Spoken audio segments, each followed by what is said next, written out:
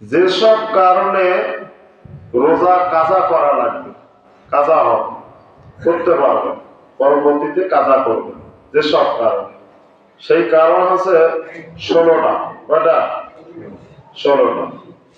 ইচ্ছাকৃত ভাবে মুখ ভরিয়ে বমি করা, তাহলে কাজা করা লাগবে।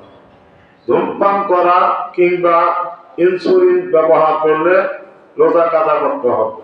অখাদ্য খাওয়া, যেমন লোহা, পাথর, কয়লা, এই অখাদ্য খাইলে রোজা কাজা করতে হবে।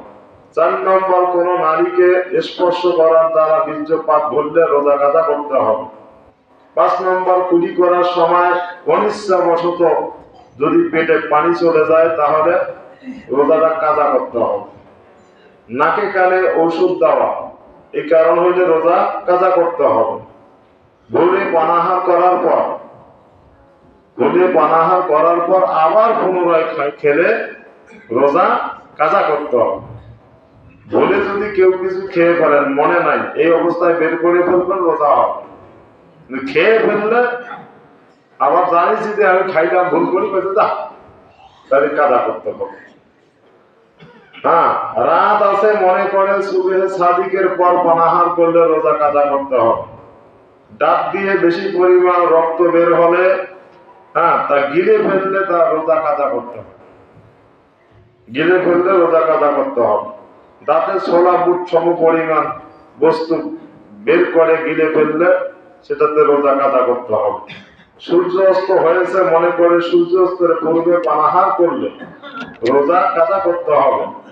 হস্তমিথুন করলে রোজা কাজা করতে হবে, মানে ভেঙে গেছে।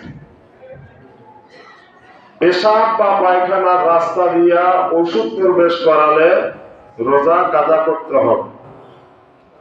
মুখে পান রেখে ঘুমিয়ে যাওয়ার পর সুবহে সাদিকের পর ঘুম থেকে উঠলে ওই রোজাটাও কাজা করতে হবে।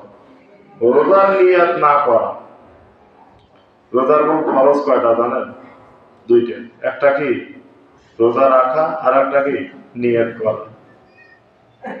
নিয়ত করেন নাই, তাই বলি কিন্তু হুজুর আরবিটাই জানেন লাগবে এমনটা। আপনি মন থেকে করবেন যে আল্লাহ আমি তোমার উদ্দেশ্যে রোজা রাখিলাম, এতটুকু। নিয়ত করা একটা ফরজ।